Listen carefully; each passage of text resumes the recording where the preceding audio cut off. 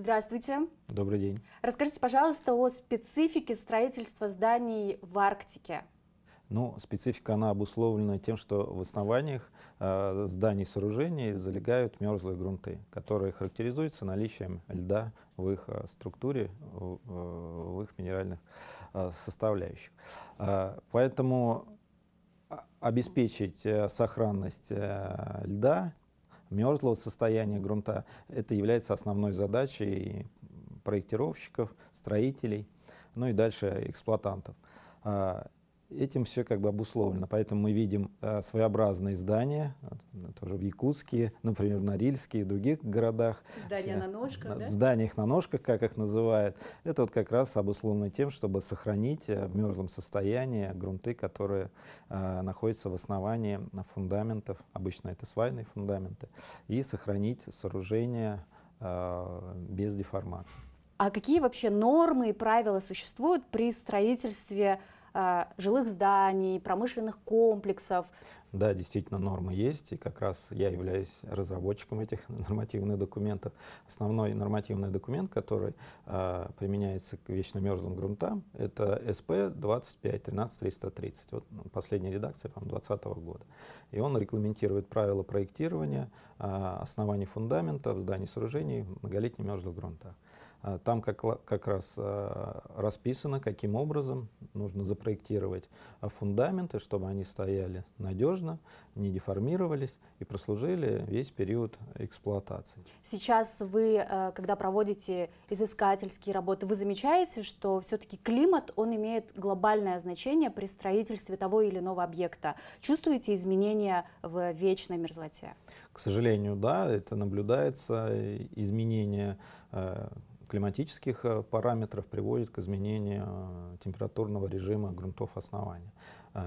Не только даже температуры, но и гидрогеологического.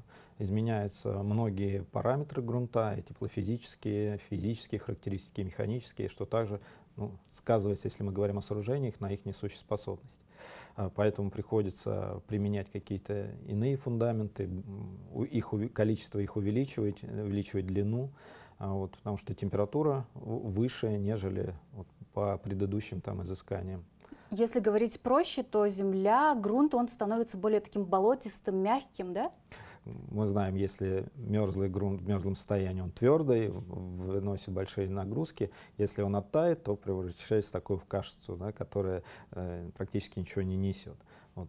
Здесь также примерно в основании фундаментов. Ну и давайте теперь тогда заглянем в само основание этого вопроса, поговорим о фундаментах. Какие фундаменты сейчас применяются в строительстве в Арктике? Я знаю на примере Якутии о том, что при минус 60 бетон тот же самый невозможно не то что подготовить к стройке, но и сохранить его.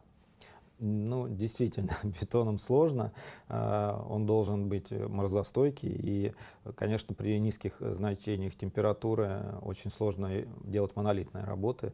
Это нужно и термометод использовать, прогрев бетона и так далее. Для фундаментов есть еще какой минус, если мы монолитные работы выполняем, это происходит растепление грунтов. Тут такое двоякое, да? С одной стороны, надо обеспечить прочность бетонной сваи, если мы говорим про буронабивные сваи. С другой стороны, мы оттаиваем основанием. Сейчас применяется в основном буроопускные сваи, это стандартный метод, это бурится лидерная скважина, заливается раствор, опускается ствол сваи, это или стандартные железобетонные сваи. Но обычно сваи 12-метровые, если они не составные, то есть вверх мы оставляем 1,5-2 метра, все остальное это в грунте до 8 метров. Где-то понадобится и составные сваи, то есть больше, глубже, до 20 метров. Это, повторюсь, железобетонные или металлические сваи. При строительстве жилых домов, зданий? Жилых домов в основном это железобетонные, потому что жилые дома, если мы про Якутск условно говорим, то это удобный логистический центр, там есть бетонные заводы, где можно выполнить хорошие сваи на заводе, привезти, имея маленькое плечо, и построить на этих сваях здания. Если мы говорим про промышленные здания, например, нефтегазовые комплексы, где достаточно большое плечо, то есть трубопроводы тянутся от логистических центров достаточно далеко, поэтому там применяются в основном металлические трубы, потому что они легче, их удобнее перевозить. Есть ли, может быть, самый перспективный тип фундамента, который сгодится под климатические условия нашей республики? Мне кажется, пока буропускные сваи один из самых надежных и проверенных, вот, он может применяться и дальше. Есть несколько перспективных направлений. Это, например, винтовые сваи. Те же буронабивные сваи, которые позволяют делать сваю в основании. Сразу она формируется, то есть в скважину заливается бетон, он формируется, прогревается, или используется какая-то добавка, которая обеспечивает создание ствола сваи в грунте. На наш взгляд, достаточно перспективным видится использование джет-граудинга, то есть струйной цементации грунтов. Мы оттаиваем грунт, то есть переходим ко второму принципу строительства, и создаем такие колонны, которые затем могут быть служить и основанием, и свайными фундаментами. Как известно, основные нормы и правила строительства сооружений в Арктике, они устарели. Многие из них имеют там практически 40-50-летнюю давность. Будут ли меняться эти правила, и когда строительство в Арктике будет играть по новым правилам? С 40-х, 50-х годов действительно так было, но вот с 2012 года как раз по мерзлым грунтам СП достаточно часто менялся. Вот это СП-25, 13, 30, 30. Вот, поэтому, да, какие-то положения остались достаточно старые, но они не имеет смысла их менять, потому что они рабочие, они актуальны на сегодняшний день. Также внесено достаточно много новых направлений, новых методик, новых положений, учитывающих сегодняшние реалии.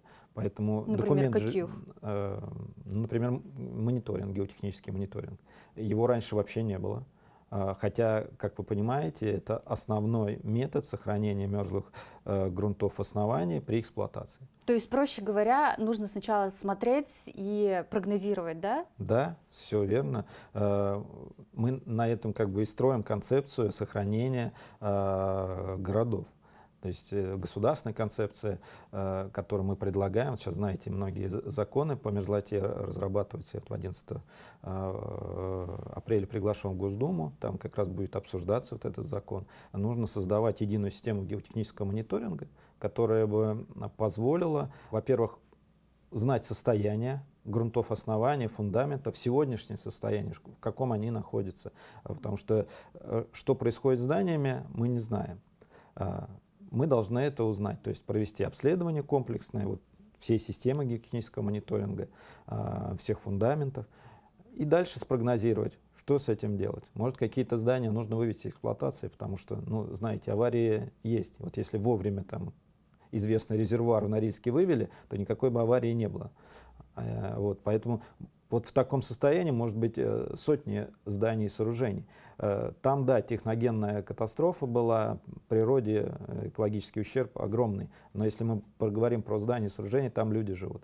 И здесь нужно более внимательно, более тщательно к этому относиться. Но тоже не секрет, все-таки утечек у нас достаточно много из коммуникаций. Это все идет под здание, растепляет основания. И кроме климата у нас еще есть техногенное воздействие на грунты. Меняется температурный режим, гидрогеологический режим в основании, и тоже приводит к снижению сущеспособности фундамента. Поэтому, на наш взгляд, геотехнический мониторинг — это одна из основных столпов обеспечения безопасной эксплуатации сооружений в арктической зоне. Вот вы сейчас, когда беретесь за строительство того или иного объекта, например, в Якутске, да, вы сейчас занимаетесь филармонией, зданием филармонии, вы проводили там мониторинг, исследования все необходимые? Ну, к сожалению, мы как раз пришли тогда, когда были допущены ошибки. Выполнены изыскания не очень качественно. Тоже вот проблема, которую я сейчас много говорю, у нас нет контроля над изыскателями. То есть выполняются изыскания, но как они выполняются, никто не знает. Изыскания что в себя включают? Это бурится скважина, отбирается грунт, анализируется, то есть доставляется в лабораторию, определяется свойства грунта, описывается, ну, если в полевых условиях, слои грунта, определяется температура, замеряется температура, ну, создается определенный отчет. Отчет действительно идет в экспертизу, его проверяет. Но как этот отчет выполнялся, никто не знает. И зачастую выявляются ошибки.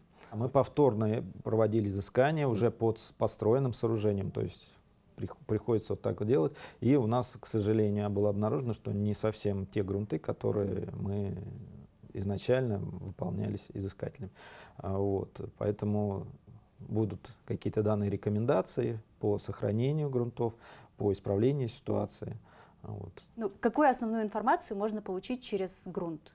Мы определяем его состояние, это первоначально, в каком он состоянии находится, в мерзлом, талом и так далее. Это можно, наверное, визуально увидеть, увидев там прожилки льда, да, вот. Потрогав, мерзлый, нет.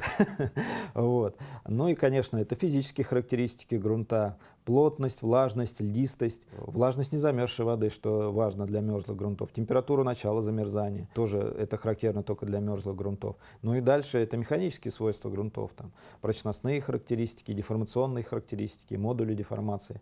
Это вот все определяется в лаборатории. Вы, наверное, видели наши здания в Якутске. Как вы можете их оценить?